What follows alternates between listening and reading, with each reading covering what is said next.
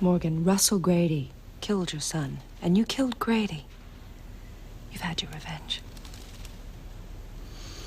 When they murdered William, they murdered his future, his heirs, all that would have come from him. They made it like he never was. So now I return the favor. The best of each generation dies. Are you out of your mind, Morgan? One person's death may be justice, maybe. But not this. This is wrong. For years, I wondered why I was immortal. Why I lived and William died. This is why.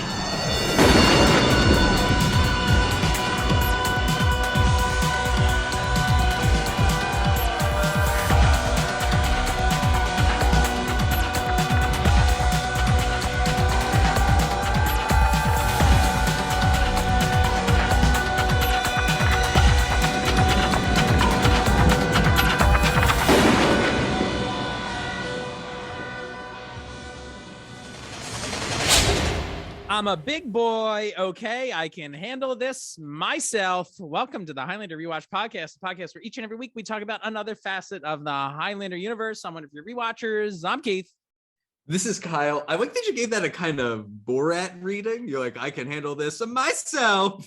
Oh, I guess so, huh? I'll take it. I enjoy this. But as a pair of big boys, are you excited about this week's episode? I was excited. I mean, all right. Full disclosure, like last week's episode, this was my first watching of this episode. Unlike our first two, where we had seen them before, got terrified and took a break and did them again. So I actually, weirdly enough, I remembered this episode. What? Not many of the details of it, but I certainly remember like the last 5 minutes or so. Interesting. That is like, it was seared into my brain somehow. So that was interesting. I was like, this happens early. Interesting. Wow, fascinating. And I have a lot of thoughts on those last 5 minutes, but we'll get there at the end, I guess. Hey, I got a lot of thoughts on basically every second of this show. So stay tuned, everyone. I'll just say it at the top so we can all tease me later. We're trying to keep these episodes shorter than our normal offering. Thoughts on every second doesn't sound short. No, it doesn't. Here, Kyle, we'll play a little game at the top of the show. All right. How many pages of notes do you think I took on this episode? Do you want to know? The previous episode? I took like 45 pages on the previous. You took 40. You said 45 pages, which is about a page a minute. Yeah. I'm gonna hope that you at least cut that in half. And this is, I'll say 20 pages. No, it's 11. Yes, good job. 11 pages of notes. So that's not so bad, right? I took like 3 or 4, so that's all right. And a lot of that's hard returns, but very good. All right, so we'll see how we fare, as we move through this show. But we're trying. I'm trying. I believe in you. Also, at the same time, we'll have fun talking about it. It'll be good. So it's all good. All right. Episode 3, season 1, the only season of Highlander of the Raven. Episode title is Bloodlines. The air date was October 10th, 1998. The director was the late and great Dennis Barry. He died last year on June 12th. I don't know if you remember that, but yeah, very sad. He did 34 episodes of Highlander, the series. This is his first of 6 episodes of The Raven. So we'll see if we can spot some of his trademarks. I'm sure we will, right? Undoubtedly. 6 is a lot. That's a lot of episodes. Yeah, I mean, considering, how many episodes are in this? 22, maybe 23. So yeah, I mean, it's that's a hefty percentage. It is, right? His mark is all over this show. The writer of this was James Thorpe. He did 8 episodes of Highlander that we talked about last episode, and this is his second of 6 Raven episodes. I believe also he's like the story editor on the show, right? Or story supervisor, something like that. I believe on the show. Does Jim Thorpe have a penchant for old bald assassins? I don't know. Is that a thing? Yeah, right. Exactly. Yeah, another one of these plots, huh? Huh, interesting. Go on. All right, so we got some guest stars. We got Hannes Janicki. I'm sorry, I don't know how to say this dude's name. As Burt Myers. This guy is in tons of German stuff. So I don't know if he was dubbed in this or if he's I don't know. But like almost like 99% of his stuff is all like German speaking roles in Germany. So I'm not familiar with this actor, but he's in a lot. This is his first of what my notes say is 78 Raven episodes. So I think he just keeps doing it. I think it's After a typo. I don't know if it's 7 or 8, but we will see this guy again. And I'm like, oh, really? So this guy's part of the show now, huh? Yeah. Interesting. This episode also guest stars Carolyn Dunn as Denise Grady. She was actually in Highlander before in Bless the Child as Nora Fontaine. She was in the flashback, like it was this like bootlegging flashback. I'll show a screenshot of her, where they're Duncan and her at like a New Year's Eve party. It's a strange like flashback in that episode. Oh, and he's like, and this is a brooding about the nature of immortality and having kids episode, right? Exactly, right. And so they talk about that. And so yeah, they're like hidden out in this bootleg, like with all this like liquor and stuff behind them for hours, I guess, or whatever it is. As one does. So that's the deal. That's Nora Fontaine. So she's been in Highlander before. How about that? She was also another War of the Worlds alum with like Adrian Paul. I think that there's been a lot of people from that show in this. They're all coming back. That's right. Also guest starring Cedric Smith as Morgan Kenworth. He was also in War of the Worlds. He's our bard. There it is. He's our bald assassin in this episode. War of the Worlds, Forever Night. But most importantly, you got to say the most important one. The most important one is he is the voice of Professor X in the X-Men like early 90s cartoon, and a number of the other like kind of spin-off things from that. But is he coming back? Because they're relaunching that show on Disney Plus. Oh, that's right. So I'm curious if he will be back. I assume that means because we're talking about it, he isn't dead. But that's right. I don't believe he is dead. I believe him to be living. Right. And the whole time, all I could just picture is like the strained face of him, right, like putting his hands up and thinking really hard. Right. The whole time, being like, the Shadow King overwhelms me. Right. And Wolverine's, of course, been in Highlander twice, right? We think he did the voice dubbing in The Zone. And then he came back in another episode and actually fought Duncan as his cousin, right? I forget his name. Yes. Scott, is it Scott McNeil? Is that his name? I think that is Scott McNeil. Though I'm trying to remember, I don't believe that is the same Wolverine. I think that is a subsequent Wolverine. Really? Oh boy. Yeah. Okay. Let's not. I'll let you another problem. Well, there's like a million different X-Men at this point versions, and I want to say he does them in like X-Men Evolution and like that era onward. Whereas I forget the name of the voice actor who does them in the OG show that Cedric would have been involved in. But gotcha. Anyway. Right. And this also guest stars Alan Van Sprang as William. That's a great name. Morgan's son. I guess notable. I haven't seen this show yet, which I sad to say. But he's in 8 episodes of Star Trek Discovery as Leland. So I don't know who that character is, but if you watch Star Trek Discovery, you've probably seen this guy. Let me guess, 8 times. So that's 8 exciting, times. Right? He was also in the show The Tudors as Sir Francis Bryan, and he was in that bizarre show Adventures Incorporated, which we've talked about as well. That yes. I believe was also produced by James Thorpe. This episode has 3 wonderful IMDb descriptions. I'm going to read them all because I think there's so many of these of like all like of all the things. This people want to put their stamp on the summation of what these episodes were. So here's the first one. I guess let's hear it. Also, it'll be good to read these. So we had a brief overview quickly of what this stupid episode's about. All right. While on security detail, Nick prevents the assassination of a politician. That's it? Well, no, I'm like, is that even true? I don't know if that's true. Yes. Wait, I mean, what's wrong about that? They're all right, I guess we're gonna get to that. Okay. They refer to her as being in Congress multiple times. She's in Congress? Yep. I thought she owns a media conglomerate. I think that may or may not also be true. What? but they repeatedly reference her being an elected official. All right, fuck, whatever. I'm moving on. All right, he is forced to shoot the would-be killer, who then falls to his Also death. not true, but anyway. he doesn't, right?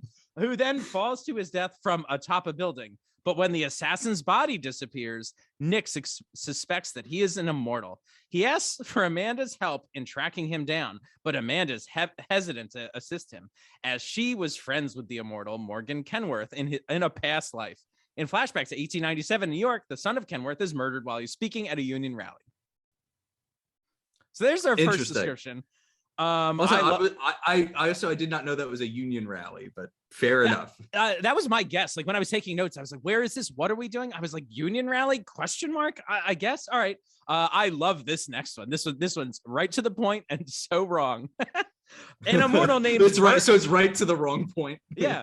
An immortal named Burt is trying to kill all of the heirs of a cop in 1897 who shot his son. Wolf ends up killing him. Oh, all right. But his name isn't Burt. Wait, whose name isn't Burt? This Say immortal. that one more time. It says an immortal named Burt is like. That's wrong. Burt. His buddy's name is Burt. Burt, yeah. When they revealed that, I laughed out loud. He was like, "All right, Burt." I was like, "His name is Burt." All right. At first, I thought he called him Bird, and I was like, "That's an interesting nickname." Right. No. Yeah, Wolf and Bird, right? We gotta keep this theme going. Keep the thing going. All right, and the last one is Raven. Nick is working security detail for a media mogul, Denise Grady, when she is shot. Amanda is able to identify the shooter as an immortal named Morgan Kenworth, an older gentleman whose first reincarnation was she was witnessed to 100 years ago while she was dating his stepson. It's not even a stepson. It's not his stepson. It's his stepson. That's not true. All right. She witnessed Morgan gain justice for his murdered child. Right. What? Right. This is great. Yeah, I'm loving this one. Yeah, this is just because it's like it's choosing a lot of like strong descriptors that just none of them quite fit. Like they're like very close to being right, but they're like all right. She witnessed Morgan gain justice for his murdered stepchild, when he shot the corrupt cop who killed him, William Grady. But since she had met him last, he had formed an unhealthy taste for revenge and went on to fulfill it by killing the best and brightest of each successive generation of Gradys, Denise being the latest. Nick is also tracking Morgan down through his stamp as a silversmith and finally corners him in a factory. They have a shootout. That stamp. Oh my God. They have a shootout and Kenworth is killed when Wolf brings down a sheet of glass that cuts off his head. Huh. That is the part I remembered so vividly. Yeah. I have the clear memory of Nick doing that and thinking, even at the age of, how old was I in 1998? Doesn't matter. Thinking, what the fuck? Like, that makes no sense. But here we are. All right, here we are. We're starting the episode. So we're outside this like office complex, right? Like Nick has got a headset on. I'm like, whoa, what's happening? Like, is Nick working security now? I guess so. Yeah, he's like a rent-a-cop or something. Yeah, right. And so he like talks to this dude. He's like, hey, like, is anybody checking out up there? And the camera points to two different buildings, and there's like these glass alcoves coming out of the buildings, right? Like, yes, they're like a very pronounced architectural feature. Right. I assume that's what he's talking about. Like, yeah, right. It's like, oh, like there's things, like you might call it like an observation deck or it's something like that, right? Like it's a panoramic view of the city. I'm sure you have from up there. It's like if you were at a Wendy's, that little solarium. The solarium. It's a Wendy's, a high-rise Wendy's solarium. Yes. Do you think, anyway. I don't know what the Wendy's corporate building looks like, but I would hope that it would have a giant solarium on top, just like that. As is tradition. Anyway, so he points to these two things. He's like, hey, what about that shit? And the dude is like, fuck off, man. Like, I didn't tell you how to be a cop. Like, you know, don't slap the burgers out of whatever, right? Like that thing. And he's like, don't tell me how to do security. And it's like, okay. And then there's a shooter. but not there. Yeah, there on the is roof. in fact a shooter on the roof. Yeah, But see, it's like, like, that's oh, did so anyone think strange to to check me. the roof? Yeah, like, Yeah, why didn't the camera like focus on the roof instead? Like, also the security guy is like, we sweeped it an hour ago, and it's like, okay, an hour ago, like, sure, whatever. she's coming out now. Like, right? She's coming out now. Just who knows, right? Like, I don't know what the hell's going on. Honestly, my main problem with this, because again, trying to focus more on the characters and things like that, Yeah. is our intro to this character, Burt, makes him bad. seem like is bad. Like, it makes it seem like he's kind of like an asshole. Yeah. But he's actually a stand-up dude. Like, he and Nick are genuinely friends. Like, See, I he don't looks believe out for. my like- notes was like, why are these guys friends? I was like, I don't think I like this guy. I don't know. I don't even know if he's a good guy. Like, I'm like, I think in the context of this episode, he ends up being a good guy. He takes a bullet for someone. Spoiler he's so alert. lazy. He's so lazy. We're gonna talk I about just- Burt more. All right, fair enough. We've got I like- maybe 7, 8, or 78 more episodes to talk about Burt. Well, Anyway, so that's this Burt. this woman, she gets yeah. she gets Go ahead. shot by this dude on the roof, right? Yeah. So Nick is like, oh fuck, and so he goes to run to like capture this guy. Also, he rips off his like headset. I'm like, why are you for doing some that? reason. Why? Like, you might need Like- those people to help you, right? Like, you can't just like, anyway, he runs up to the fucking roof. This guy is so slow. He hasn't left the roof. And Nick went Like, up Nick the made stairs. it all the way to the roof, and he hasn't left. This the guy roof didn't even yet. put his Like, gun down yet. Like, the timeline, this show is plagued by timeline issues constantly. It is the what is curse. time to an immortal? Keith? Yes, right. But anyway, this guy's even put down his gun yet, and Nick has had time to run to the building, and he climbs the stairs to do this. Yikes. So this guy then drops the gun, and I was immediately like, what is up with thinking again of the last episode where like the assassins are all like weird nerds for some reason. Yeah, right. Not to mention Mario is like a weird character. It's like, again, with like the old man assassin on this roof. You're right. What is going on? So this guy runs away. He then jumps up on a ledge for some reason, like I don't know why, and pulls out a handgun, and Nick shoots him. He then, this is like, Oh, wait, do you want to dummy watch it? fall of We all can time. watch it. Yeah, we just gotta play this dummy. We love a fall, 'cause dummy it's like, fall. it might as well be a 2x4 and a shirt. They like throw 2x4 in a shirt. All right, here we go. Throw off the roof. Here we go. I love it. I love it.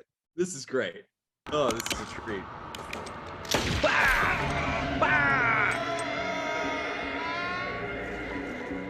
There he goes. I love that they show him hit. What? Look That's at where the that. budget for this episode went. Smash. Yeah, right. I wonder if, do you think, oh wow, looking at the like the quality of this footage, do we think that actually is a stunt, or do you think this was like footage from something else they spliced in there? Huh? Who knows? I don't know. Also, I do want to point out while we're looking at this video, I love that the villain takes a tumble off a like shipping container into a wide shot of a dummy. He's like, Yeah. Where is it? There's our shipping container. Yeah, there's what looks like a shipping container. Right. And then you're on the it's roof. and then it's a roof. But that's fine. Yeah. Anyway, we get it. Bloop. Wonderful. All right. So then we so cut then to it's like nighttime. later. It's nighttime. Like, now it's nighttime. this show, night and day, constant. The amount of constant, times constant. my notes between these two episodes say, and now it's nighttime? Question mark? Like, Yeah, and the body is happens- still there. Like they have like various people take them off, like police officers. Like, let's just lift the body off. I assume this means that like the CSI people have done everything they needed to do with the body in its Right. original position, and now they're finally ready to move him. Yeah, so I guess. they put him in a car. The body's being driven away. I like this. The body bag like zipper gets like unzipped from the inside. Zip. Like, I like that, like just visual or whatever. I was like, oh, that's cool. It's like threatening. It's ominous. Like, we know what's happening as the viewer. Well, we know as viewers of Highlander the series. Some people that are new to the show might be completely in the dark because this show doesn't explain a ton, huh? You're Yeah, and he has some So- special ring on, and that's it. That's our cold open. Great. So we now cut to the hospital. We'll plow ahead, right? So Yes. Nick shows up at the hospital, and he's there to interview Miss Grady, who is blathering on. She's like, We got Which, a five also, side- 5-continent simulcast and like blah blah blah. That son of a bitch, blah, blah, and I'm like, what are we blabbing on about? This is so stupid. Yeah, Yes, well, Scott. it's just like it is just kind of babble, and I'm just like, why is Nick here? Like you said, he's here to interview her, and it's like, why and for whom? Yes, Like yeah. I think he's just taking it upon himself to go do this. He is.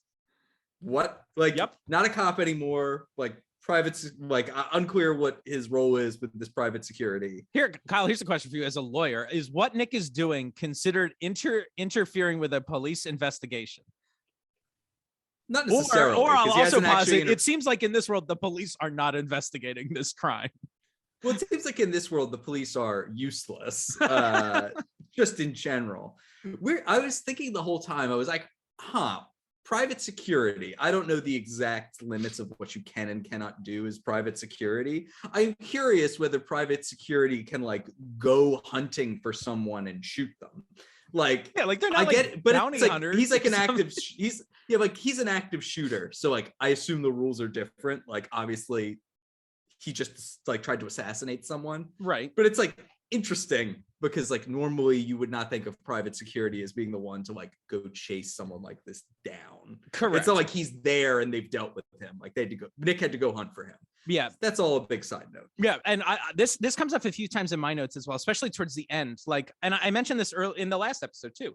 I really do question why they made Nick an ex-cop. I don't get it. If he was just a cop in this, so many of my questions be like, okay, that's fine, right? Like, I just don't get why he's an ex-cop. It doesn't make sense to me. But we'll get into it. Okay. So anyway, this woman says she has no idea who this killer is. They show her like a picture. I guess the only picture they have of this guy is like, they're like, hey, check out this completely obliterated body, and show her a black and white photo of him. Like, well, they show him like the corpse. Yeah. Right. But they reveal that the body is gone, right? At this point. Like, okay. And that's kind of it. And so like, I was like, what do we learn in this scene? We know that the body's gone, but we knew that, or as the viewer, we know that, right? So I guess it's okay because we need Nick to find that out. We need Nick to know that. We know, we found out that this lady has gotten a strange letter that was threatening. But yes. When she says that I got a letter, do they ask her any fucking questions about this? No. She's like, I did get a threatening letter. And they're like, yeah, whatever. It's like, Jesus, guys. Probably unrelated. Oh my God. The script, it's just like, my notes just keep saying the script is so broken. Like, just ask about the letter. Like, my God. Anyway, and we learned that there's going to be the simulcast. And I'm like, okay, that's interesting. Like, is that the event, right? Is that the like, I would hope, right? Like, yeah, I don't know. Like, for instance, another. No, this is just background talk. It has nothing to do with it. This has nothing to do with anything. To draw comparisons to highlighted series like Victor Paulus, like there's a big speech, right? The guy who gives all the speeches. Right, but like those things function well because one, they get like characters together in an event, right? An event brings all the characters to one place. Like it does a lot of the story work, right? Like how do you get character A to this place and character B to this place all at the same time? This show's trying to do that, or it will be trying to do that. But having this like simulcast be like an event. Also, it's like, oh, maybe she's like coming through town and this is like the killer's last chance, right? Like we know what's going to happen there, right? Like there's reasons to have like events like that. And I was assuming that might be what this simulcast thing is, or whatever this simulcast thing is particularly dangerous because they talk about her being like a media mogul. Oh, when she comes out of there's some like background we get on her. When she comes out before she's assassinated, like the reporter's like, oh, what do you think about like a merger of like how many different companies? Like you're the largest like media conglomerate in the world or whatever now. And she's like, I sure am. And they're like, isn't that bad to control all the news? And it's like, maybe, but like, that's not really part of the story, it would seem. Not at all. And at first, like, they do confirm that she is in Congress. She's like a junior senator or something like that. But then she's also a media mogul. And like, they're having this talk about like monopolies. At first I thought I was mishearing and that like she was appearing before Congress to try to defend this merger is what I thought. But no, it's that she is both. And that is crazy. That's so weird. I did not notice that. Holy shit. Yeah, they definitely confirm it. Wow. As our tradition seems to be, we'll be going forward. I just finished my little drinky drink, Kyle. But Like last week, I'm gonna have another one of these little. Last week was some Korean sake. This week is some flavored soju. This is gonna be apple mango. So I'm gonna drink this. Apple mango soju. That's right. I love soju. It's delicious. This one, I never had the apple. I've never had this one before. I never had the apple one. More better than I thought it was gonna be. I did not have high expectations. I was like, apple. I don't know, whatever. It was delicious. So anyway, Nice. I'll be drinking this charming thing while I blather my way through this episode that I love so much. Okay, so now we're in Amanda's it's not charm apartment. soju, so it's not that charming. Ooh, A+. Good. Hell yeah. Nice. It's very. This one's pretty sweet. But it's good. It's like 10 o'clock. All right, so we're at Amanda's apartment. And so Amanda's attaching all these like wires and shit to a circuit board. Like we're like, oh, this is cool. Like there's like a break-in or whatever we're doing, right? I like the way this is all like shot. Like I think Dennis Barry does a great job. Like it's all in close-up. So we're like, oh, is this exciting, right? Like where's she busting into? And then we kind of pull back and it's like, oh, it's an exercise, right? Like she's training or whatever, right? Like that's fun. And she's like complaining about how in the good old days, all you needed was like a lockpick and like whatever. Right. Which is so, like kind of fun. And Lucy's there wearing like this like hippie headband thing, and she's like, my dog could do this. I laughed out loud when I saw that. I was like, who is this? Maybe she got it as a present at her 50th birthday party. Yeah, it's like she's Yeah. auditioning. Yeah, yeah, that's it. Anyway, so all these wires and like, so Amanda's I guess like a pro at this, which is cool. So I'm like, oh, is this gonna come back? Is this gonna come back later? And then Lucy's like, you didn't even fucking do it right. And then Amanda pulls out like a taser and is like zap, and she zaps the circuit board, and that makes it work, which is like bananas, but whatever. Yeah. Okay. Well, it's all because you need fucking Chekhov's stun gun. So Well, that's- we'll come back to it. In my notes, it literally says, "Is this Chekhov's circuit board?" And Oh, guess no, what? you see, you No, picked- it's not. you It's picked the Chekhov. wrong I missed one. it. Come on. Yeah, you were so close. You shot for the moon. You shot for the moon, Keith. I You did. landed in the stars. Yeah. Sometimes when things are impossibly stupid, like this episode, it's hard to track these symbols. Wow, Keith is fired up today. I am. So then there's a knock on the door. Who shows up? Nick. And for some reason, like, I didn't understand this bit. Lucy keeps on proclaiming it's Nick. I couldn't understand. Like, as though she's trying to give Amanda a hint, which makes sense when she did it once, but she does it like 6 times. So I was like, what am I missing about this scene? It's really strange. That needs to be communicated. Because like I get that like by opening the door, she wants Amanda to know like they have their own little way of communicating. That's all fine. Right. Yeah. It doesn't make sense. I don't like, get the rest of this. I think it's like the editing of it is either weird or they didn't quite understand. I don't know. This scene would make sense like if Amanda had not cleaned up everything or was like, you know what I mean? It's like she was Nick, still Nick. she was still doing it. Like she hadn't stopped to right. If she's in the middle of it, or for whatever door. reason, maybe she's got like a thing over her head, like a mask on, like that might be muffling her. Mhm. Like whatever the reason is, like, yeah, it makes sense that she's alerting her that Nick is there, but she is literally 5 feet away and she's like, it's Nick. Nick is here. Nick is here. It's like, we know, we all know. Yeah, Nick we is get here. it. We all approve. It's so fucking weird. So Amanda offers Nick some coffee or a peeled grape. And then Nick shows her pictures of this perp. And she gets some flashbacks. Like, oh, she definitely knows who this guy is, but lies, of course, and says, I don't know who that guy is. I don't know. Who could it be? Who could it be? Then there's this fucked up thing where, sorry, I know I'm in the weeds, everybody.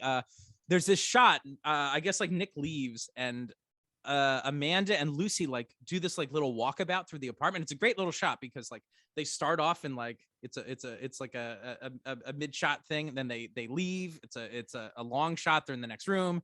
Then like the camera pulls over. They go into a different room and they like do this circle around the apartment. The sound is absolutely atrocious during the scene. It is crackling. It's hard to. It's horrible. I think again like this show seems to have budget issues. I'm guessing and time to shoot all this sort of stuff. So it's like they couldn't afford like the looping on this. Like my guess is what happened. So I hope some of this like insight into like TV production is like a little interesting to people. But like the way this is shot is like there would be a boom in the close-up shot, right? Where they're talking like two people in frame together, right?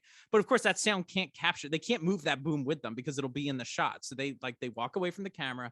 And typically the way they would do this is afterwards they would re-record the dialogue and put it in there. So the sound would like be consistent through the scene. My guess is they just couldn't afford to do it or didn't have the time. So they take whatever sound that boom picked up when they're in another room and they're like, just turn it up. Like, and they tried to clean it up. And that's why there's all this crackling in it and stuff. That's my guess. But I don't know. It's interesting to wonder about how the show goes, the directions it goes, I think. I don't know. Yeah. Anyway, so Amanda finds this piece of jewelry and she's like, I'm going to consult the immortal Yellow Page. So that leads her to the streets of Searonto. And we got some like Latin music playing and stuff. And she's having a good time on the streets. I love it. I don't know. The Latin music is way more fun for this show than that Matrix music. Like, I want a more fun vibe, I think, from this show. But that's yeah. Weird side note, there is this scene that I guess is kind of nice that like Lucy comes down and is like, is this scene where Lucy comes down and talks to Nick and is like, hey, she's actually okay. She would do anything that's for later. her That's friends. toward the end. Oh, that's later. Oh, that's the end. My bad. So anyway. Amanda ends up at this place called Morgan and Son. It's just Morgan and Son, right? And so I guess the silver jewelry came from this guy. Like, we're putting together that this guy, I guess this immortal assassin, is this dude Morgan that she knows. Although this is again me just being fucking stupid about all this, but like, am I incorrect to think that this guy's name is Morgan Kenworth? Isn't the naming convention Kenworth and Sons, not Morgan and Sons? I think traditionally that would indeed be the naming convention. Oh, okay. Well, it's weird that they didn't do it that way. Because like, unless the son or whatever has the same name, like if the first name is what matters, it can be like Morgan and Will. Yeah, like, right. I mean, or you law can name offices are the same deal. It's last names, it's not like the law offices of like Dave, like Bob, and like it's like, okay, I don't know, right? Strange. Yeah, very much so. So that is odd. But anyway, there's some fucking vase there that like is maybe the ugly. It's such like an ugly thing. Like, he's supposed to be a silver sleuth, and he has this I guess a beautiful shop, and it is like the cone of silence from like A Christmas Carol or something. Like, it is just the plainest a code. Yeah. Anyway, and I guess it like, has his stamp. She wants to meet the owner, Morgan. There's this shop assistant. Can we talk about the shop assistant and how she's like, her whole outfit and look was designed by Kate from Endgame, I think. This is a look.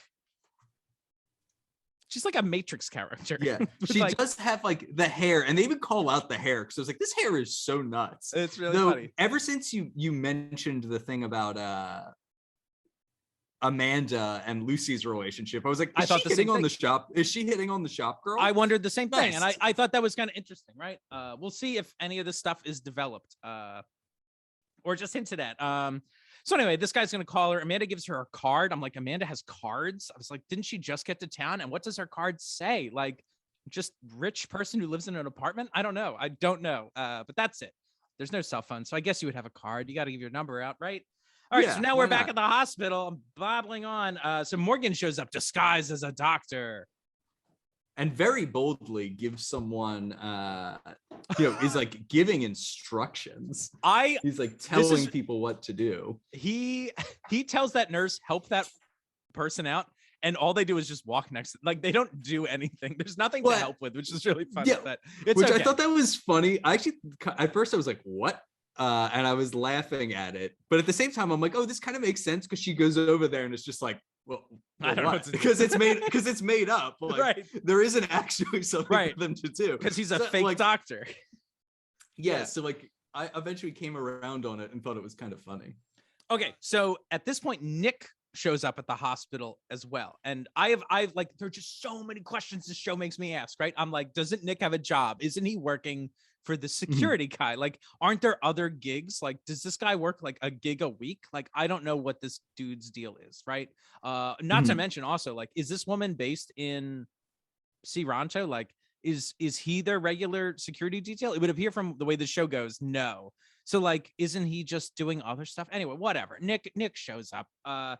He also then goes to like check to see what like room Grady is in. I'm like, but you've been here before. Like, I don't know why he's like, I don't know why he's there. I whatever. Anyway, more questions, right? It is like nighttime out, right? Like, she is asleep during all of this. So like, I once again, I'm asking, like, what is Nick here to do? Like, is he here to ask her questions at 10:30? Like, yo, bro, she just was shot. Like, wait till the morning, maybe, right? Like, after breakfast, right? Like, what are you doing? Like, like are you she pestering this woman who's like recovering from like Yeah. being fucking shot?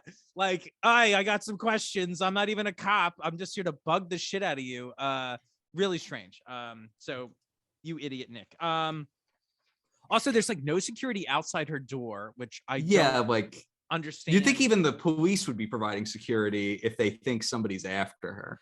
Yeah, like I wish there was just some sort of line to indicate that, like, they're like, we don't know who this guy is, and then he disappeared. Why not say that, like, we think this guy was just acting alone, right? Like that this wasn't part of some plot to kill you, right? Like, because then you would assume, like, wait, is someone else coming? Like, are you still in danger? Like, all you need is one line, because immediately I'm like, why isn't she being protected, right? Like, I guess it's just because he's dead, right? Like, I guess. But that's the thing. She sees someone else in the hospital, and we spent a couple minutes dealing with that interaction. Mm-hmm.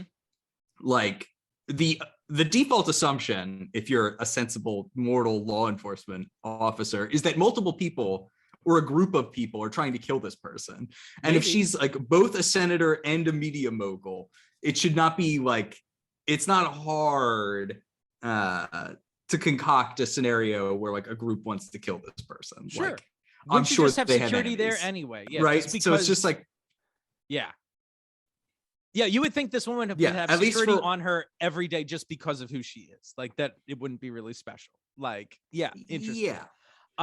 So just it's especially just in the aftermath of this, you'd think at least for a while there would be security at all times. But so Morgan goes into her room. He finds her. He like snaps his glove, serial killer style, right? She screams when she sees him, right?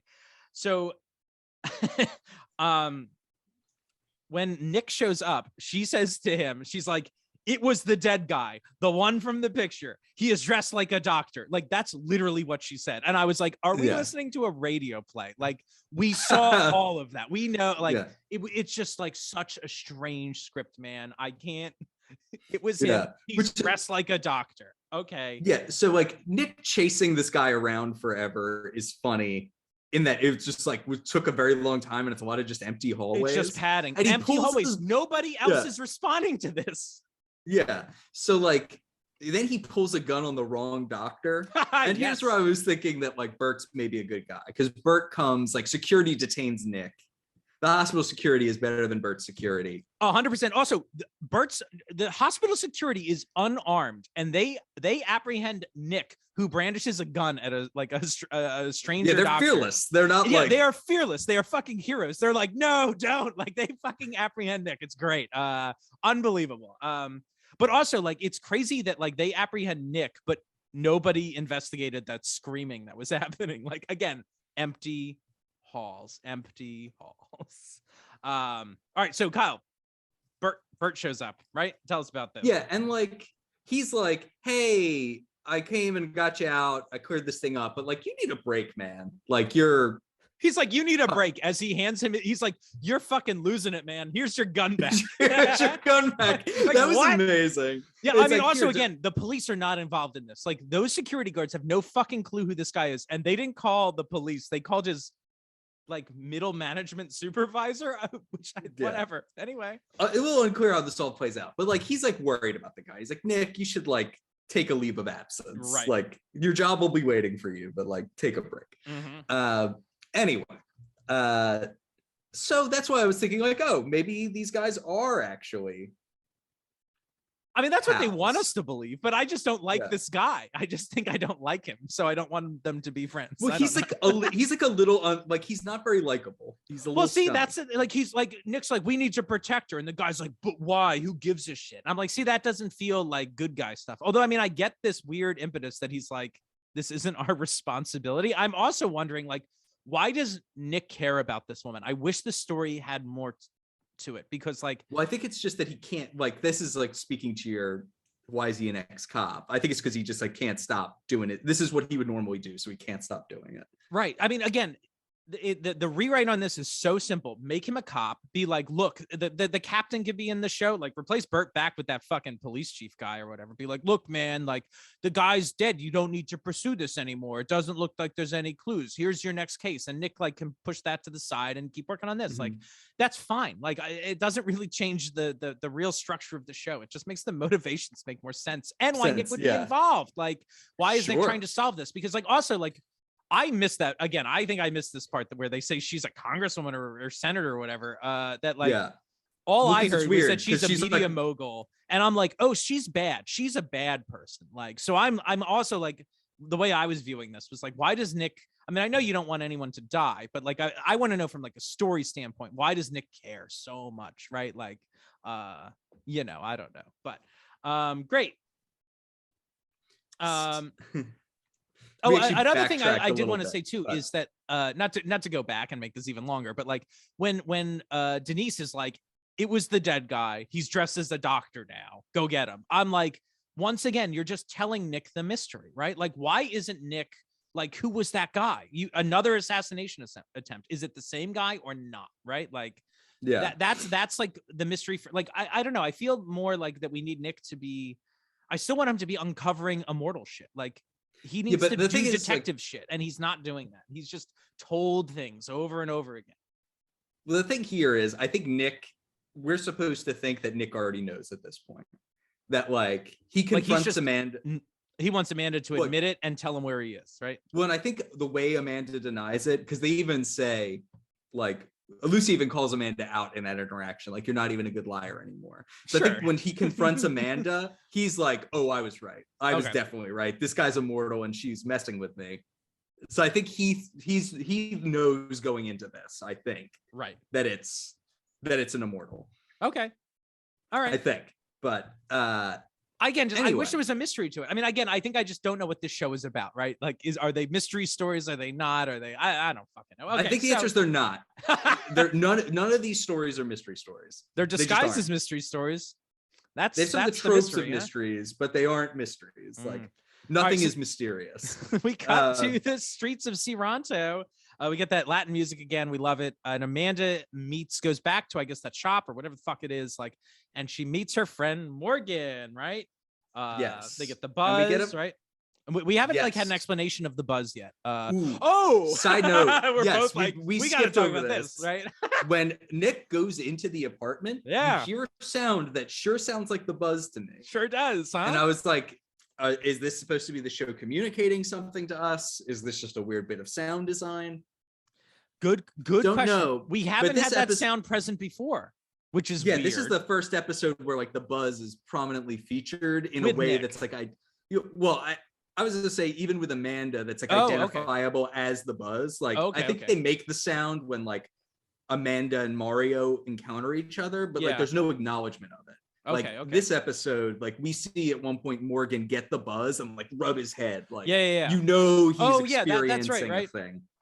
Yeah, like this is the first episode. This is the first time they hang a little, especially him like touching his head, like is more significant, right? Like we start to understand. I think as they the still audience, don't explain it. No, they don't. Yeah, but you're giving more clues. I think that's definitely like a better clue for the audience. Like a new viewer would be like, oh, I think I understand now what this means. They're close, right? Like, all right.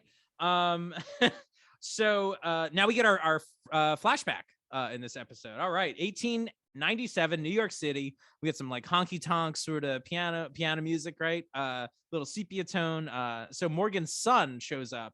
He's late for his own speech, and Amanda implies that she's the one making him late, which I thought was kind of funny. It is kind of funny. And Morgan seems to really be grateful for Amanda. He's like, oh, like, you know, my son works so hard. He's so tired. He's like carries all these burdens, and you're great for him. And she gives him this lovely like locket thing. Yeah, it's like a little silver bracelet thing, right? That he's supposed to have made for her. So this is nice. It's like, it seems like some genuine warmth. Or maybe Professor X is just using his telepathy to make us think that. I don't know. But no, this felt fine. Although when it first started, like I was a bit concerned because I was like, is he hitting on Amanda too? I was like, oh no. And then he was like, you're so good for my son. I was like, this is all right. Thank God. Thank God, right? So then inside, like this is some sort of factory, whatever the fuck this place is, but like it's a lot of like workers there, and it's like I guess it's like a union speech, whatever. I don't know, like it's so strange that they're like literally meeting like in an underground basement.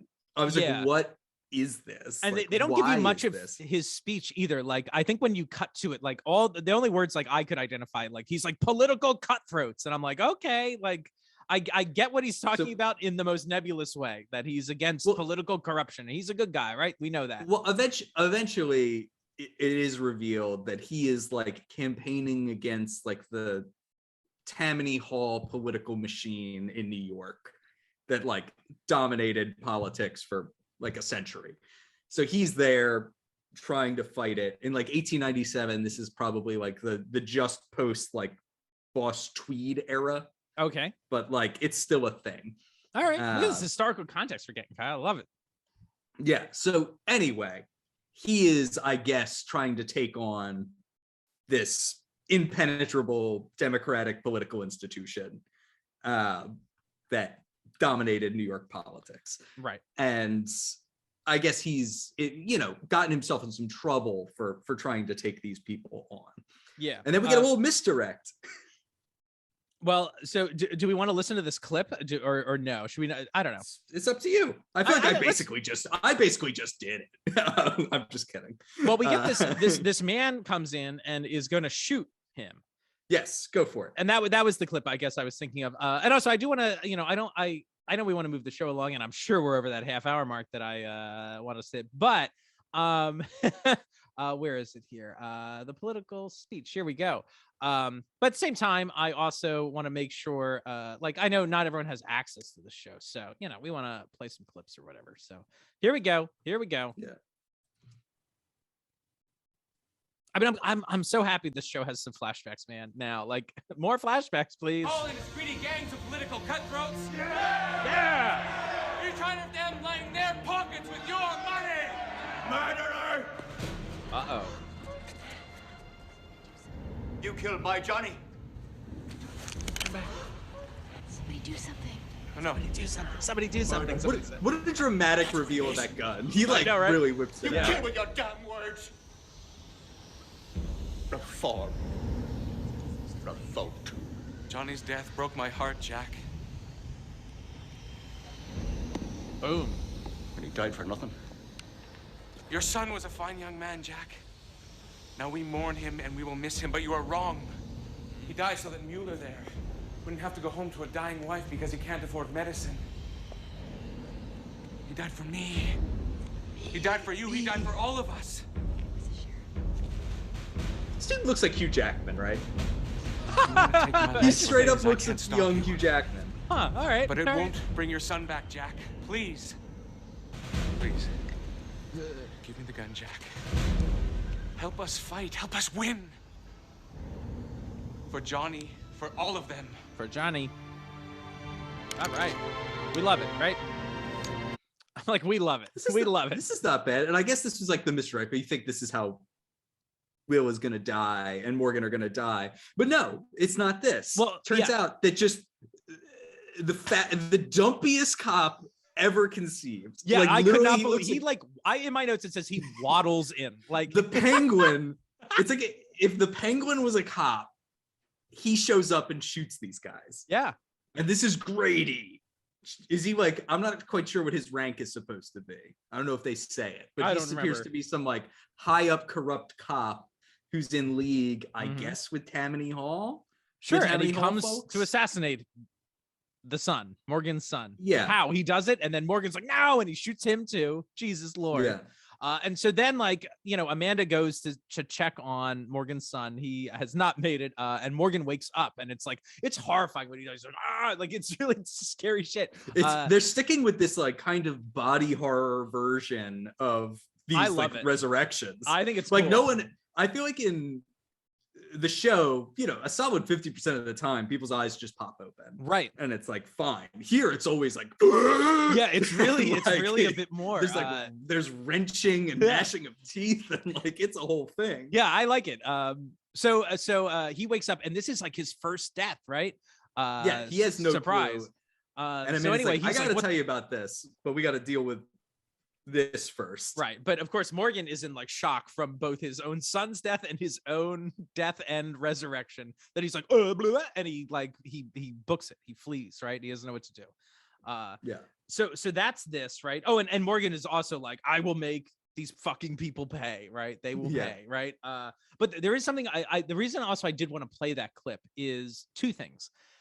You described this thing with the father wanting to shoot Morgan's son as a misdirect, and I was like, okay, interesting. Like, I don't think I oriented to it that way, and I was like, am I bummed that like there's two gun scenes like in a row? Like, the one guy's like, I'm gonna shoot you, and he doesn't, and the other guy just does. I'm like, okay, like I don't know if it felt repetitive, but I understand what you're saying. It's a misdirect. But the bigger reason I wanted to mention this is because I think this is, again, I obviously have problems with these scripts, but like, it seems to me that this is crucial to the episode, like, and it doesn't seem to ever be brought back. And I wish somehow this speech was brought back, because like the exact occurrence happens again, right? Like, the notion of this scene is that this dude feels like more like Morgan's son. I forget his fucking name, whatever. Like, it doesn't matter. Will. All right, fine. Will. That he's responsible for his son's death. And he tries to explain like that his son didn't die in vain, that it was like all part of this cause. Like, you don't have to take revenge on me for that. Right. But then of course we get this reversal where like now Morgan's son is killed. The very person who said that is killed.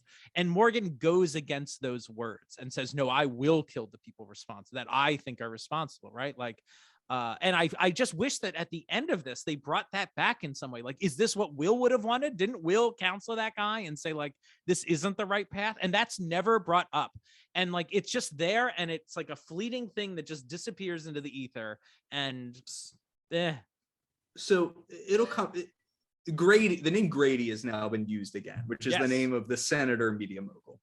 So what we're going to come to find out in this scene, once we cut back to the present, is that Morgan, as I guess, just dedicated his life to killing the Gradys. The Gradys, right? Like, so we should finish. Can we talk about the funeral though, real quick? Yeah, we should finish the flashback. Okay, so then it cuts to the funeral, then which, we go to unlike other Highlander funerals, people are there. Yes. People except for, oh, well, I guess it's because he got shot. In my notes, I'm like, why does Morgan show up to his own son's funeral late? It's because he was shot. Yes. And I guess is dead. Okay. All right. So Grady, the guy who shot him, shows up to this funeral, which no one seems to actually acknowledge his presence. Yeah, it's weird. Like, until that guy's Morgan. Just there. Yeah, and then Morgan shows up and blows him away just immediately, right. And then runs away. And he still doesn't know about like the game or anything. Like, when Amanda catches him, he knows him, nothing. She's like, we still have to talk. Couple days like, later. no, I gotta go. It's like, okay, all right. Well, this is only a couple days later, right? Right. This is the funeral. So Amanda's like, we got to talk about this stuff. Like, I got to teach you these rules. And at first it was like, yes, we're finally at least going to get, because this is where also the buzz happens. And Morgan grabs his head like, oh, we're finally going to get some explanation in the context of this show about what the game is or what's going on. And I was even thinking like, oh, it would be interesting to hear how Amanda teaches this. Like, what does Amanda describe this stuff as? Yeah, right. Because I imagine she views it all very different than Duncan might. Never mind. Right. None of it happens. Yeah. No, that's a really great way to think about this. Is that she would teach differently than Duncan is, because it would seem her like philosophy on life is a bit different than Duncan's, right? Or it's like changing, or just whatever. Like, or have her teach it and have it be questioned, right? Like something. I want to know more about her character, right? Like, how does Amanda make the pivot from like selfish thief to like maybe noble thief or hero? Like, let's get that arc going, right? Or even if she is like a noble thief, she's going to view this concept very differently. Like, obviously Duncan is like this champion who's like, someone comes for you, you have to face them, you do it. Like, I'm sure that is not Amanda's going to be her way of teaching this. Like, these people are going to come for you, you got to be ready to flee. Like, you know, whatever it is. And regardless, he then just fucks off again. And that is the last that Amanda has seen of him until now. Right. So we come to find out in this next scene, though, and this is the thing I wanted to bring up about Will's speech and whatnot, that he has just been making it his mission to hunt Grady's descendants. Right. And like and he doesn't even like kill them all, which is insane. Yeah. Because like he could have done this years ago. Like, he doesn't kill them all. He waits for one of them to have, like, he waits for the next generation to come in. and then picks whoever the most promising person is, and then murders them. Yeah. Which is bananas, which is just like a crazy thing. And like what I was expecting. Go ahead. Well, this is again, I did not pick up on this aspect that she is in government, right? That like all I understand this Grady person as is perhaps a horrible media mogul. Like that's at least what I think they're saying, right? Like, so then when he says I'm killing the best and the brightest, I'm like, wait, what? Like, but I think she's bad. I mean, like, I why not? She can be bad and best and brightest. I guess so. I guess I'm just. Why not have this be more of a story? I mean, there's different, like, I just feel like this story doesn't have like a point, or I don't know. It's like, it's nebulous. It's not like focused enough for me. Like this could also be a story about like two families. Like here is Morgan, who raised his son, who he later says like that he found him on the street, right? Like all this stuff. I actually liked that because I was sitting there wondering, it was like, oh, is this confirmation that immortals prior to turning can have kids? No. This is, I was curious if they were going to address how he like has a son, right? Because that's like impossible, right? So he says he like adopts this kid, but he talks about him in a later scene as being like, he's strong, he's resilient, but like clearly Morgan taught him something. I mean, he raised him, right? Like, so I see to some degree, I was like that this kid Will is the product of like Morgan bringing him up, right? And that the Gradys are like corrupt. Like we've got this bad cop who shoots this dude, and like now we maybe have this media mogul. Like I see this more as like maybe the battle of two families, like, hey, like the Gradys are always bad. Or what I think would be the most compelling version of this story for me is that have this Grady be good, and then have that be the lesson at the end, is that like you keep cutting them down because you keep saying that like the possibility, like they cut down all the possibilities Will had, like the good Will could have done, the kids Will would have had, who would have been good as well because they were raised by Will. I'm saying a lot of W words right now, but like, you know what I mean, right? Like that he views justice as this thing that like there was all this good that could have sprung from Will, and you've cut it all down. So I gotta like, in retribution, you need to have all that stuff cut down too, even into the future, right? But why not have also the teaching moment or something be like, but also that's the opportunity for people to change. And this new Grady can finally be someone who's going to do good, but he can't see that. And it's like, like, isn't that how time works, right? Like time can change things too, right? I don't know. Like that's something more interesting to me and more complicated, but whatever. There's at least a there, right? Like right. There's a lesson that this guy could learn and that we could experience through it, or like there's a pitch that could be given. There's an opportunity for drama, you know.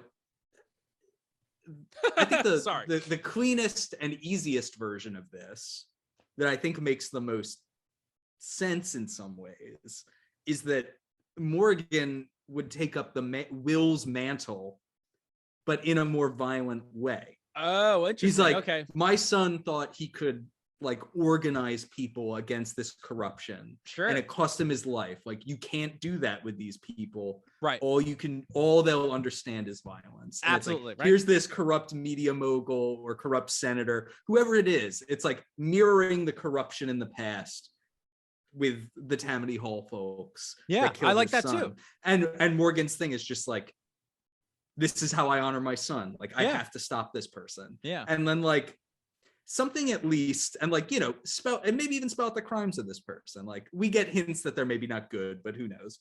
Right. See, like it's hard to orient to like how, what people's problems are and stuff. I don't know, when you don't know these details. Yeah. And it's like, okay, maybe this is like a corrupt politician or like a media mogul or whoever it is. And Morgan's response is, I must kill them for it. And obviously that's like not within the bounds of normal society, like acceptable society to do that. And then like there you have a conflict, but Morgan's not like evil through and through. Like he's learned this horrible lesson from the death of his son. And now in the 21st century, or the 20th century, in this case, he's still trying to live it. And like, yeah, that's fine. Then you've got a conflict. And again, like you said, that's a there though. Like there's motivation. I get it, right? Like instead, it's just this insane revenge plot. that even Amanda just like, there's no back and she's like, forth "That's so between fucked them. She just is like, that's so wrong. Like, you can't do that. Yeah. And like, that's it. That's the only discussion of this. It's like, Right. there's no chance of redemption for this guy. There's Right. no anything. It's just, it's he that is like classic a- Highlander he is problem. Sorry, go ahead. Oh, you're right. You're missing the classic Highlander problem where they're too evil. Too evil. They're just like, it's Yeah. like I start to understand where they are, and then all of a sudden it's just like, so I will kill all of them until like the best and the brightest. I'm like, well, whoa, I already like, I can't relate to that anymore because that's just wrong, right? That's not misguided. That's psychotic. fucked up, right? Yeah, like that's pathological. Like that's not just bad. Like Right. that's, you know. All right, And, we're like, moving on. All right, so we're we moving cut to on. this Let's fucking not high beat rise. this This is the residence of Denise Grady. So she, again, I love all this babble she has. It's so fucking good. She's like, "You're telling me we spent $13 million on a transponder and the uplink isn't ready? What kind of crap is this? I want that bird up on we skipped time." over an important part of this. Oh, go ahead. Well, Oh, Nick then shows up to the apartment. Right? That's what happens here. Or am I skipping a scene? You're skipping, bro. Oh, I'm skipping, bro. Oh, it's my fault. Go ahead. No, not yet. I don't think so. Amanda's All right, apartment. take it away. We got to go to Amanda's apartment. We got to go to wait. All right, so yeah, we're at this high-rise residence, right? So anyway, she's upset about like this fucking satellite or whatever the fuck. Like, I'm just like, what it's the more just fuck? background babble. It's it stuff- doesn't. It ends up not mattering. And again, yeah, like none of it's this like the thing five continent before. simulcast happens, right? So stupid. All right, so Nick shows up. I laughed out loud when he shows up. I was like, "What again?" Like, the interesting, at least filmmaking here. There's like this cool kind of over the head shot of everything. Oh yeah, Like, that this- was kind of fun. I was like, "Oh, this is filmed differently." Like, because this place is like a multi-story, like indoor apartment. It's an indoor apartment, Kyle. It's one of those. Oh, so cool. But like it's very open, right? Like that, like they could get up on the balcony and shoot down, right? So anyway, so Nick has this article and he wants to ask her questions about it, right? And it's about this newly elected senator Thomas Grady getting shot down, right? So like, is she like was that her husband or something? I don't think so, right? I think like, it's supposed to be like her father or something. Like Right, this is our okay. hint that it's like she knows that there's this multi-generational like hit going on. right. Yeah. So now we get this like this article like breaks down how like, oh, this person was murdered. Isn't it interesting that their like grandfather was murdered in a similar way? It's like weird article, huh? But yeah, that's the deal, right? And so Nick is explaining this to her and like saying like you're in danger, and she's like, nah, I'm fine, it's fine, right? Like, and You she's saw like, back the to guy work. in the hospital. You know you're not fine. I don't But anyway. know, right? Anyway, so Nick is like, I'm gonna wait downstairs until someone arrives, and like immediately I was like, wait, until someone arrives? Like, why aren't you protecting her? What's happening right Yeah. now? Like, I'm assuming it's security. And again, I wonder why Nick is an ex-cop and not a cop in this scene. But we now cut downstairs in a parking lot. Nick's friend shows up, Burt, and he's like, give me $500. He's like, for my boat deposit in Cabo. This is the first weekend I've had off in 6 months. Keith is going to lose it in this scene. I'm sorry, everyone. Hold on. But like, Lord fuck Jesus. Okay, so Nick says that Grady like needs protection, and this dude Burt is the best guy to do it. Okay, fine. I'm like, again, why not Nick? We'll find out later at the end of the scene that Nick is going to do the night watch, and that's why he's not going to be there. So I'm like, okay, that makes sense, right? But I don't know why this guy needs to be the dude, because in the previous scene with these two motherfucking characters, Nick was like, she needs protection. And his fucking friend Burt was like, all right, well, I'll call the boss and see if we have people available. So I'm like, so Burt isn't the boss. Like, interesting. Which is surprising because I assumed he was. It is surprising because it seems like he's absolutely the boss. And it seems like that's why Nick got this job. I mean, all that stuff, knowing Burt can still be the reason he got the job. But like, again, I'm not sure the dynamics are. I'm trying to understand how everyone fucking fits, right? Anyway. The fucking night before, Burt is like, we'll get guys on it. And Nick is not like, no, not guys. It has to be you. You're the only one who can handle it. Why isn't that line in there? Because why aren't there just random guys here? I don't know. It seems like that's what they talked about. But also, they talked last night, and he's got to get on a plane to Cabo. And he's like, what the fuck? Again, the timeline on this, is this a week later, or is this literally the day later, she is let out of the hospital. Nick makes I think it is the day later. Nick makes a comment like, wow, you're already back at work. And this guy was going to leave. This guy shows up in this parking lot in Searonto in a goddamn Hawaiian shirt, like he was on the plane. And Nick called him and was like, get over here, bro. And he was like, fine. And he does. Like, what? Did we see this guy get injured, by the way? Because what's up like with this? He's got like a wrist bandage. Is there a cut scene now from moving forward from this scene on? He has like a bandage on his wrist. I don't know if there was missing scene. I have no clue. I have just no like, what idea. Happened, guy? Don't know. Anyway, this is all very strange. Burt. So Nick leaves. And he's like, see you tonight. Nick drives up on the curb when he leaves. Like, this is a police officer. He drives on the curb to leave.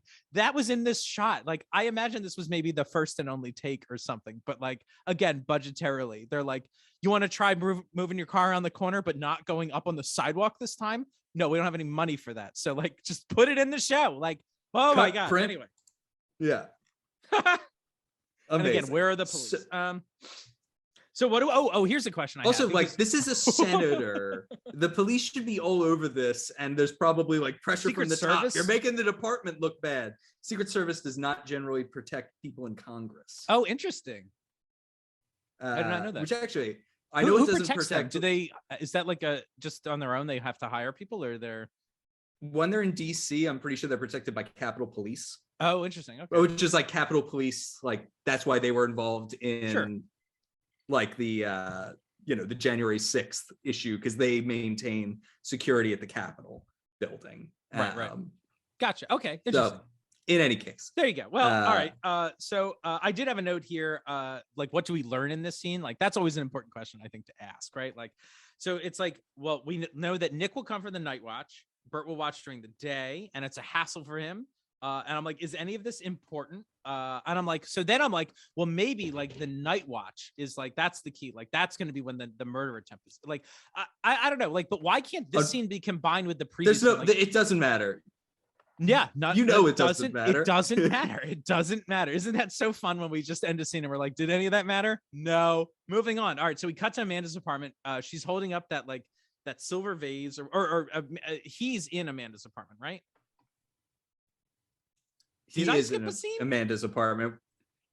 Well, this is as easy a place to talk about. Oh no, when I I say he, I confuse myself in my notes. It's not Nick. I read he as Nick. It's Morgan's holding his fucking vase. There we go. Sorry. Yeah, Morgan is still with Amanda in Amanda's apartment. Right. When Nick shows up and knocks on the door, and Amanda's like, "Ah, shit! No, you can't come in. She's not letting him in." And then Nick. So is there reason that he knows Morgan is there? No. That's okay, because I was like, am I missing something where Nick has figured out that Morgan is here? Right. I don't know how he would have. My only guess is that Amanda's being weird and like, once again, lying poorly. She's like, open the door. And she's like, no. Like, you know what I mean? Like, she's stumbling all over her words. Which is kind of funny. I mean, it's funny, but it's also like a thing that I'm like, wouldn't Amanda be better at lying? Like, she's like super great at this shit. Like, she's sneaky and like clever, right? Like, yeah. But anyway, like, I guess this is a clue that something is amiss. I mean, that's the best I can come up with, and it's certainly not. Nick's reaction the goddamn is not door in, and it's what? Like I laughed out loud because he kicks the door in and then comes in with his gun sideways. At a 90 sideways gun. 90-degree angle, and I was like, oh mama. So of course he sees the guy, and now like guns are drawn. Everybody's got guns. Morgan pulls a gun out that it just seems like was in his hand the whole time, and then Amanda pulls a sword out that was just, I guess, also in her hand the whole time. Wow. All right. And it's like, you shoot Nick, I'm gonna behead you. Then Amanda. And this was the clip before this. This was the clip at the top of the show. For context, right? Yes, when they're talking on the couch and he's like, I killed the best and the brightest, right? Okay, cool. Yeah. So then this is the return of Chekhov's stun gun, because Amanda's solution, quote unquote, to this is to stun gun Nick. Yes. And let Morgan go. Telling him also, like, you gotta leave town. The stun gun is underneath the couch pillow. fucking Morgan was sitting on it the entire scene. Like, I'm just like, what? Like, it's just, it's like, I don't know. What? That Why? didn't bother me much. Like, Oh, it I kind bothered of me. like that. Well, I kind of like that, like, she had a little something stashed nearby if this went south. Like, Okay. she had like a contingency plan because, like, if Sure. it's under the cushion, he's not gonna know. So she can just be like, ha ha ha, bam, and get him. All right, so But she anyway, gets him, so and then like, then Morgan leaves. Where's Morgan leave from? well, it's the same. She through the select, like the little garden area. Like, I guess there's a way out there somehow. I don't guess, know. right? This is like we're watching Highlander: The Gathering, where all the characters in the opening scene just decide not to leave out the door. Like, everyone's leaving out windows and shit. I'm like, what? Just walk out the door. Yeah, Anyway, like a normal person. So I also do have to mention, I have in my notes, I am flabbergasted. I use the word flabbergasted at Amanda's sword. Maybe we'll do a catalog game next episode or two or something, or just talk about this. Because I have in my notes here a key theory. I'm like, her sword's fucking different. This isn't the same sword that is in the promo videos or promo shots for like the series. It's not, I think, the same sword that she uses through Highlander the series, again, which has this like hilt on it. Like, this is like a one-handed broadsword thing. And weird key theory, I have no idea why they switched the sword or what the deal is. Was this sword sold in the catalog, or was that the hope? Like, hey, we sold Amanda's sword, but now we have a new sword that you can buy for $400 because they made a lot of money on that catalog. Like, that catalog is a big part of the Highlander franchise in a way. So I don't know. That's a key theory. Why the sword is different. Are you theorizing here that this is like Transformers, where they would like have to periodically kill them to introduce new toys? Yeah, I kind of am. Yeah, I think so. Right. Okay. Maybe. Right. I don't know dig though. it. I don't know. And also I should take some time and go back through some of the episodes and check out, like, I'm trying to remember what her very first sword was in Lady and the Tiger. It might have been closer to this, but like at some point it did have like a hilt. And does she ever use like Rebecca's sword at one point? Like, her sword is like this, has like this gold hilt on it and is a bit different than the one she's using here. And I can't believe I remember all these details from this stupid fucking show that I'm like, oh, I watched this for 5 years on a podcast. So now I know all this stuff. Now this information is just part of you. That's Welcome just part to of it. it, right? This is the show's quickened me into knowing all this maybe slightly useless knowledge about swords. Okay. That's right. So anyway, now we cut back to Amanda's apartment later. This is just like, there's a commercial break, right? And we're back in the apartment and Nick is waking up, and I started flipping out again at this fucking scene. Like, surprise, why would he flip out at that? Lucy fucking just appears with like an ice, like she's got like an ice bag, she's got a drink, and she's like, oh honey, and I'm like, where were you in the last fucking scene? Like, Lucy has answered the door every time in this show, and for some reason she didn't, but was just like taking a nap in the middle of the day. Where was she, and how long was Nick out? Like, did Lucy was just taking a break, get home? This doesn't taking a fiver, having a smoke. Any sense? Why not just put Lucy? Why not put Lucy in the last scene and just have her like maybe go to answer the door? Amanda stops her, like, don't, right? Like, Nick busted in, like, she's flat. I mean, she can be like, oh, and he pushes by her, because like we see from this that they seem to like have a different relationship than Amanda. Like, Nick seems to really like Lucy. Like, he's giving her a lot of, and Lucy seems to lip they action. kiss on the cheek a lot. Like, several times in this, and I'm like, interesting. So that could be like, they have better like chemistry he than can push her Nick to and the Amanda. side. Like, I don't care about you now, right? I'm interested in this guy with my gun sideways, right? The way cops hold guns and stuff. Like, what is he doing? Yeah. Anyway, but like, I just don't understand why she couldn't have been part in some way of the last scene. Because then she's just dumped into this, and I'm like, you're just fucking there now, huh? Cool. I guess like these are on the kind of call things, sheet, right? Like, man, all right. These are just the kind of things I'm trying not to think about with this show. Well, it's the only thing I am thinking about. I'm sorry. So Nick's like, I'm not stopping until I bring that like motherfucker in. And again, I'm like, why does he care so much? But whatever. Hey, here's a question. Like, I mean, I guess, like, Kyle, like, do you know Nick's code? Like, is it just the cop thing? Like, I don't think it's well defined enough. See, like, it's definitely like a cop thing, and he's definitely like firmly established as like the most banal trope about cops in TV shows, that like they can never let it go. Yeah, right. They're I just gotta get too the dogged, guy, right? Once they sink their teeth in, there's no letting go. Like, that's really all we particularly know. Yeah, and but he's I mean, not necessarily like a by the book guy, because he like seems Right. to break rules all the time. Yeah, he's so kicking not a in by the books doors guy. and like And I think, I mean, the show seems to not be telling us much about Nick, but I assume as we watch maybe 10 episodes of the show, we'll eventually develop some sort of like idea about Nick. But like, I do want to contrast this. I do want to contrast this a bit to Highlander, the series. Just like Duncan's code, I think was so good. Like, I mean, obviously, like his code was good, like in the sense of like goodness, but like it was a source of both like motivation for the character. Like we really understood like when Duncan was like, I can't let this go. Like he seemed to have this real sense of righteousness that we understood, right? Like through even his like training of other characters. Like you mentioned that, like how would Amanda train an immortal as different than Duncan? Like they have a different sense of things, right? Like, so like it worked as a motivation for Duncan to like go after bad guys and this and that, but also even like served as like storytelling elements of like conflict. Like what about when Duncan's code gets in conflict with like another thing? Like how do you resolve this thing? Like that was interesting storytelling fodder. And like right now with Nick, I'm like, I don't even know why he cares. Like that's my question. Like, and I don't know if I always was thinking that about Duncan. Like I don't think I was ever like, why does Duncan give a shit? Like I know why Duncan gives a shit, right? Like I don't know why Nick does. So that's that. So yeah, they kiss on the cheek, and I'm like, I don't understand these relationships.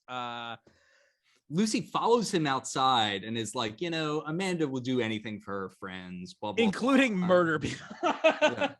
And I was like, oh, that's a turn. Yeah, right. Does that happen in this episode? No. So anyway, both Morgan, or excuse me, both I put in way too much. I should say put in way too much work for this, but I put in more work than I should have for this, Kyle. When Kyle's like so frustrated, he's like, you motherfucker, this is supposed to be a half hour. Anywho, but when Lucy leaves the apartment building or whatever with Nick, right, to follow him on the street, they like walk by a sign outside, and it said the residences or something at like the King Edward, right?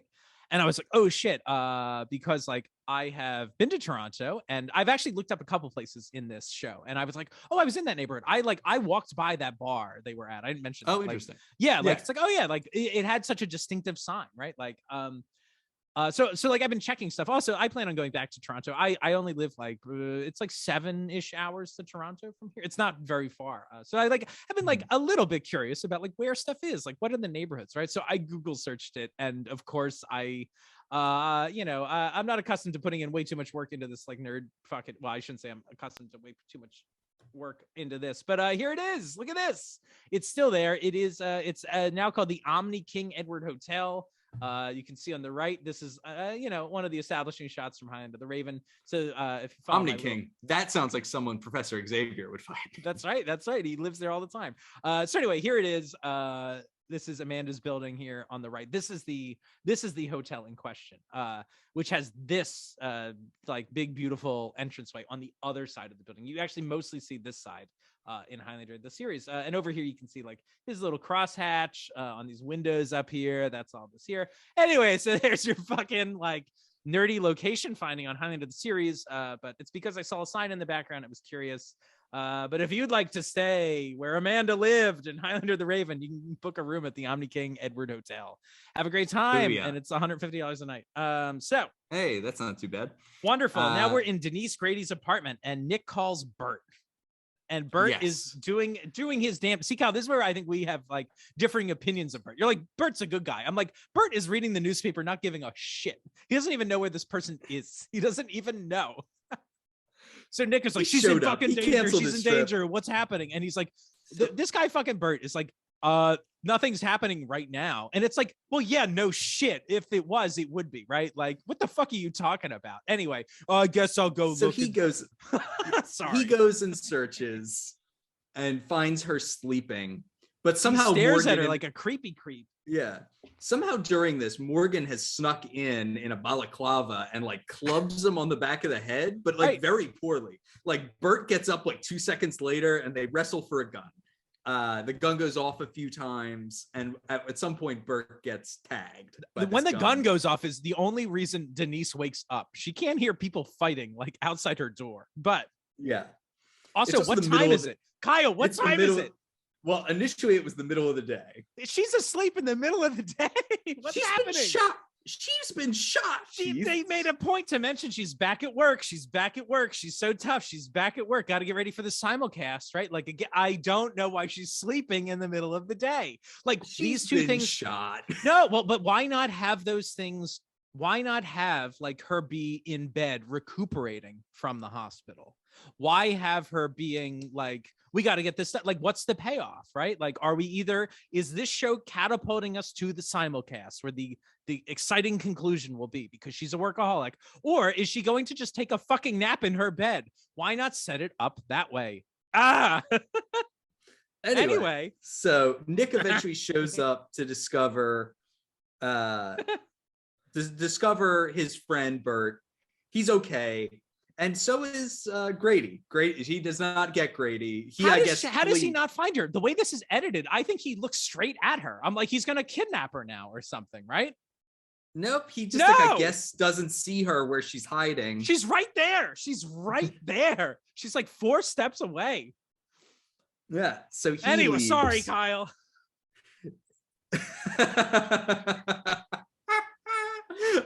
So Nick then, I guess like kind of comforts her and then goes to look for Morgan, and he and Amanda both meet up at the silversmithing place. Yes. And at first, were you sure where they were at first? I was not sure they were in that silver shop. I was like, huh, where is this like building? I had no idea. Oh yeah. I feel like we know where she is, though. Amanda surprises Nick and he drops his gun. Yes.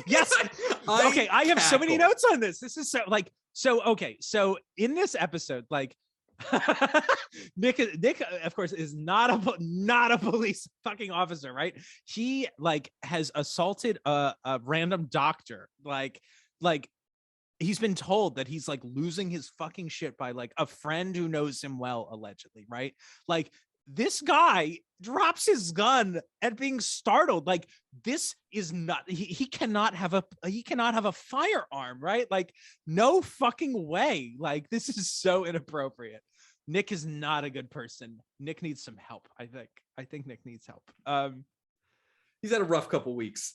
No shit, right? Yeah. Don't give him the gun. Okay. So, I literally laughed out loud when Amanda said, "How did you find this place?" I yelled at my computer screen, "What is this place?" I'm like, "Where did you find this place?" I'm like, "What place?" It is the Silver Studio. There is like no silver really like around. Eventually we see some in the background. Like, it's really strange. TV production note. It's interesting. This is the same like camera setup as the first time we were in the studio with the like assistant and things like that. This is like, and I guess kind of interesting. Again, it shows the budget of the show, but shows how they're able to kind of make it work. Amanda's wearing basically the exact same outfit she was. Like, you can even see her necklace is the same, the shoes are the same.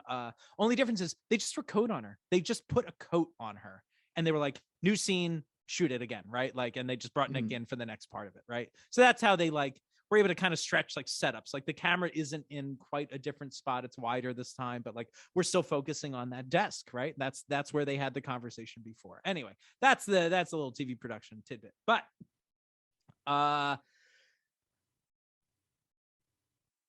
right. So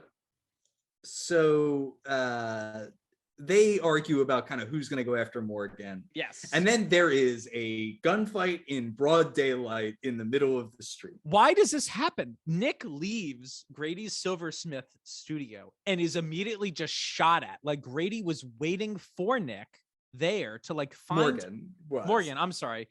Yeah, Morgan was waiting for Nick. I'm just like, what? And then he runs away. I'm like, what is your plan? Like, what are you trying to fucking do at this point? I don't know. Yeah, and for some reason, Amanda, like, he chases him down the street, and Amanda's just like, I don't know what. She's just out to She lunch. doesn't show up till later, and she shows up so much later. I wonder how did she get there, Keith? Until when? Like until nighttime? Until nighttime, yes. So they becomes broad nighttime daylight again. They get chased to a blue warehouse somehow. It's a blue warehouse, right? I don't know how they get to the blue warehouse, but they get there. Right. And So they run around. There's some cool synth music here. I kind of dug. Anyway, Nick, there's like a cool shot. He like peers around a corner, he blasts Morgan like in the side. Morgan falls down. As Morgan's getting back up, I guess Morgan goes to shoot Nick. Nick warned. He's like, no. He tells him to not shoot himself. Don't do it. Yeah. Don't shoot me. Don't do it. Don't do it. So the guy shoots Nick, like falls backwards to like avoid, I guess, getting shot, right?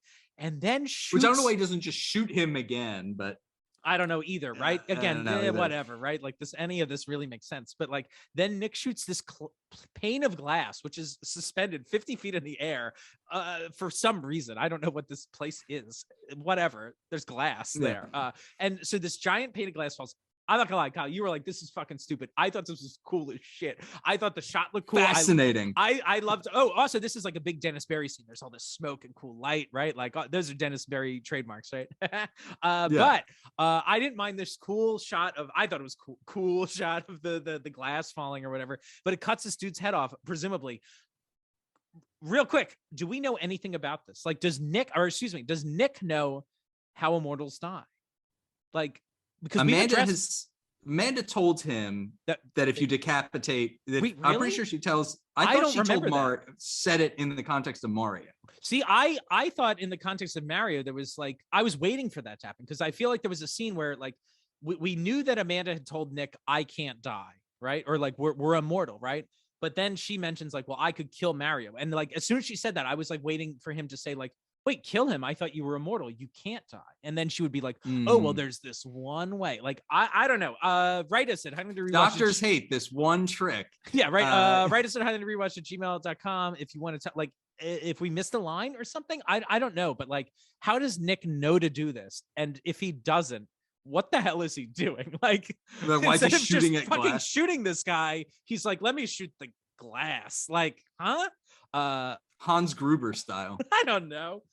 Then we get this quickening that's kind of more like the movie, I thought, which was kind of cool. Like there's like the body glows and there's like light shit coming out of it. All right, go on, Kyle. Well, I was just going to say, does this not conflict with what we saw during the entire Horton saga, where when an immortal is killed by a mortal, nothing happens?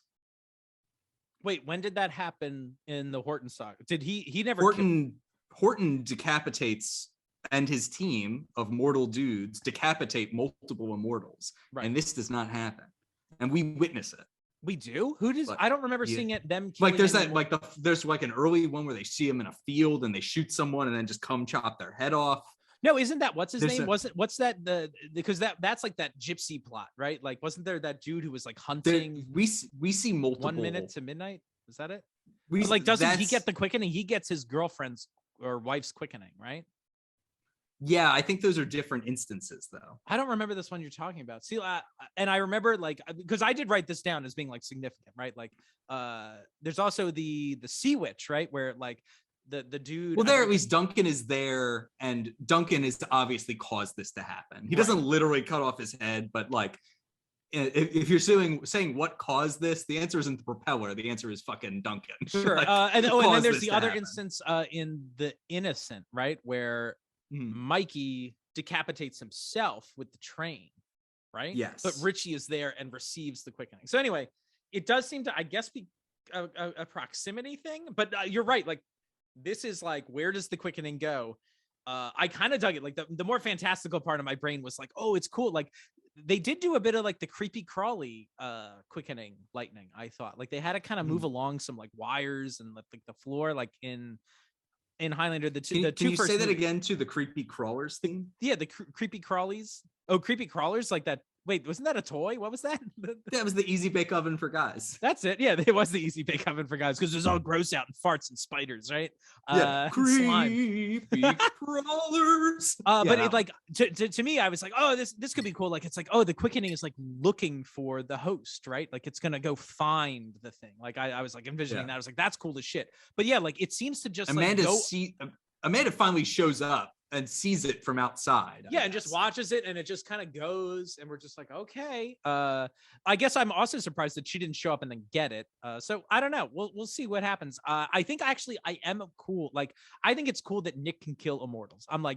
I think that's fine. I'm like, let's watch that show a bit, right? Like, how can? I think that's fine too. I thought the mechanism for this one was like, I just went, really? Huh. Really? Would it have been better if Morgan was on a like a winged alien jetpack and got decapitated by a train or something like that? Ooh, we can all agree that yes, but all right, moving on. The denouement of this episode is just like, what? Let's get out of here. Yeah, like it's one weird because this quickening comes out of a building in front of Amanda. And then Nick shows up behind her somehow. I'm like, whatever, like, well, whatever. I don't know how they had to shoot all this stuff, but he's there now behind her. And they're like, yeah, so that just happened. So the cops will be here. I guess we should go. And that's it. And they're just like, yup. And it's I'm over. Literally the two notes, my last two notes on page 10 of 11 of this say, Nick is a bad person. End of episode. Exclamation point. Like, Nick is a police officer and is leaving this crime scene. Like, he murdered this fucking, like, what the fuck is happening? What the fuck? Well, how's he supposed to, what is he supposed to do? Explain to the police that he decapitated this guy with a bunch of falling glass? I guess. He's gotta get out of there, man. But his gun, like, aren't they gonna find bullets? Like, his fucking bullet is in, like who shot this guy? They're going to be asking questions. Like, aren't people, I mean, maybe the show will go that way. Will there be a police investigation into Nick? Actually, that might be a fun twist. Like, this shit. Yeah, in the first season of Highlander, they're like, oh, we'll get the police involved. They'll be looking for Duncan or whatever. It's like, reverse it. Have them look for Nick now. I don't know. I don't fucking know. All right, so let's talk final thoughts. Kyle, do we like where, like, Amanda's character is in this? Do we think, I mean, this is what we set out to do, to be like, let's talk about the character development. It's tricky because I would say this episode featured no character development for Amanda. Yeah, and it features, frankly, very little Amanda. It does. She's more of a guest. This is like a Nick episode, it would seem. Like, she's more a Nick episode. B plot, I guess, or something. Or yeah, and like, we don't see her putting in really much work of any kind in this. Like, no. It's not like, and she doesn't ultimately try to do anything to truly stop Nick from doing this. Like, she tasers him and then just opts out of the final conflict. Yeah. So it's just like, there's no real character development to speak of here. Yeah. I think she's also not like that middling point of like position of reason where, like, look, like, Morgan, I know you, I've experienced life with you, blah, blah, blah. Like, I know how you feel, but blank. And like, she can also talk to Nick and be like, don't you understand? Like, I don't know. Like, I feel like they all three of them should have been together at the end, but they weren't. Weird.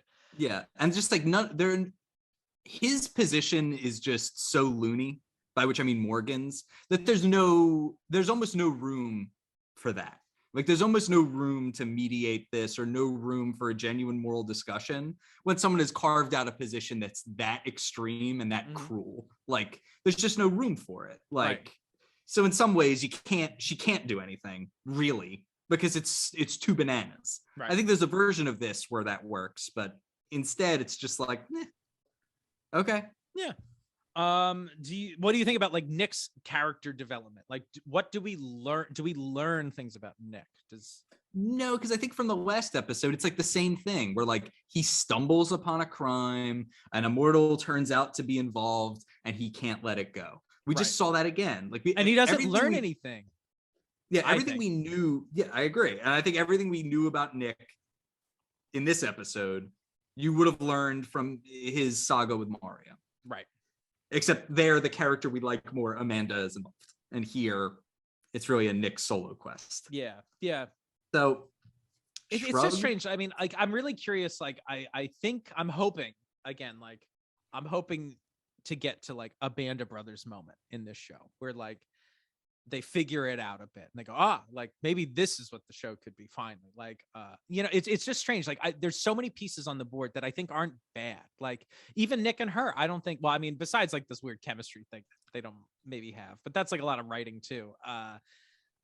Well, Yeah, they're still very antagonistic in this scene. Yeah, like in and this thing, like Amanda's actively lying to him. Mhm. He's kicking down her door like a maniac. right. But apparently, like, see that, like, this is a crazy thing. Like, he kicks down her door like a maniac, and she's lying to him. Yeah, and then like in the next scene, like Lucy is on the street with Nick, being like, Amanda like would do anything for her friends, including lie, cheat, steal, and kill, and you're one of her friends. And I'm like, Nick is her friend? Like, really? Yeah, like, and- I haven't seen that yet. Like it's just so strange. Like, there's also like a version of this where like it's just that there's like storytelling threads that don't have that so much doesn't have a payoff in the show. Like, that line is interesting. And like also like the conflict they have, like Amanda is trying to protect Nick, so she says, right? Like, I don't want him to get involved in this because he can't handle it, right? Like, she's like, you're gonna keep shooting him and not be able to. Oh, like that's another thing. Like, Amanda tells Nick, like, you're gonna shoot him and he'll keep coming back, and you'll shoot him again and he'll come back. To me, that signifies that Nick doesn't know how to kill them. Like, why doesn't she say? I mean, literally other immortals did this, shoot them and then use a sword to take their head. Why can't Nick do that? Like, I think there's something here where I'm questioning if, again, Nick does know, because it doesn't seem like Amanda told him. Anyway, but the point is or was the point of the initially I was confused when Lucy tells this story, because I was like, is she talking about Morgan? That Morgan is her friend. Oh, interesting. So like that could have also been the interesting thing here, where she's like, this guy's been through a lot. Right. Like, there was a point in time where this guy was very close to me. Like, we need to try to figure this out. We got to try to help him because he's my friend. Yeah. But that's not it either. Well, the thing I was going to say, like, the way that like that some of these things could become arcs is that like Amanda keeps warning Nick, and then Nick goes to take on Morgan at the end and can't do it because the thing she warned him about happens, right? Like, maybe Nick's out of bullets. Maybe he shot at Morgan a few times, doesn't have enough. Like, suddenly, like, he's at a disadvantage and Morgan's at the advantage. So Amanda can show up. And like that way, there's something learned at the end. Like, Amanda's like, hey, like, remember I told you how dangerous this was? Nick can finally now know, like, confirmation, like, you're right. It is dangerous for me to get involved. And like, now we're in a new position, right? Like, moving the story forward. I don't know. But like, it seems like Amanda warned Nick that you can't take on immortals, and Nick fucking houses this guy. Yeah. Taken out. Not a problem. So I don't know. Not much going on in this episode, frankly. Yep. Should we rate it? We are going to rate it, but I have one more comment, and I want to mention it early because I don't know what the trajectory of this show is moving forward, and I don't know. Again, like, they never got a second season, so maybe this would have come later. But you know, I love pulling at all these different threads that I think could be like interesting, like story building elements. And I just want to say that like this show is called The Raven, and there's all this black in the show, obviously, right? And like, I mean, we'll keep trying to track this like Raven element and how it connects to this Native American myth. But for me, you know, here is Amanda, the not quite a hero, right? She's a bit gray, right? Like, we don't know what she's going to be, right? Like, and it seems like this show's a bit dealing with like the notion that she's got to make choices. Am I a hero or not, right?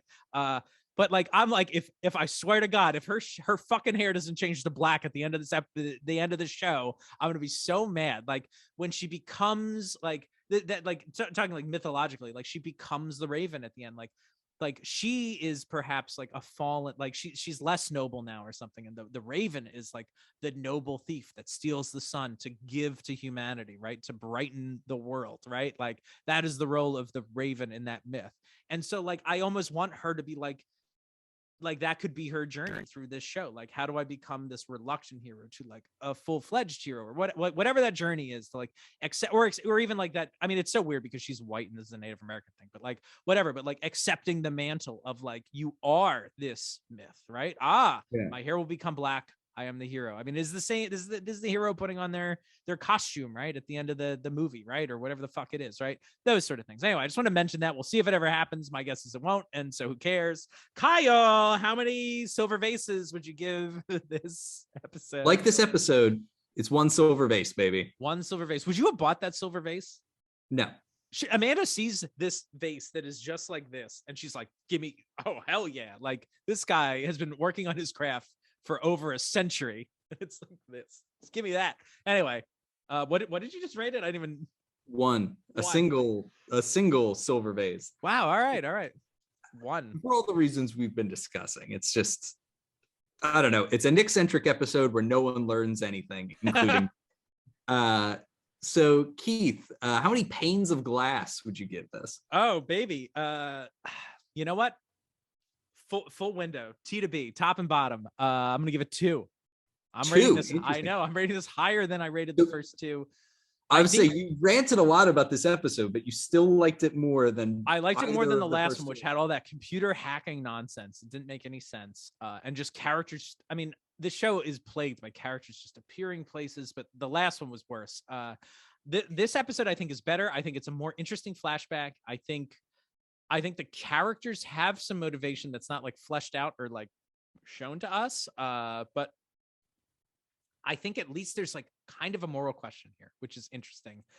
It's diffused by, I think, how many like odd elements and just like threads get like left open or whatever, like untied threads or whatever.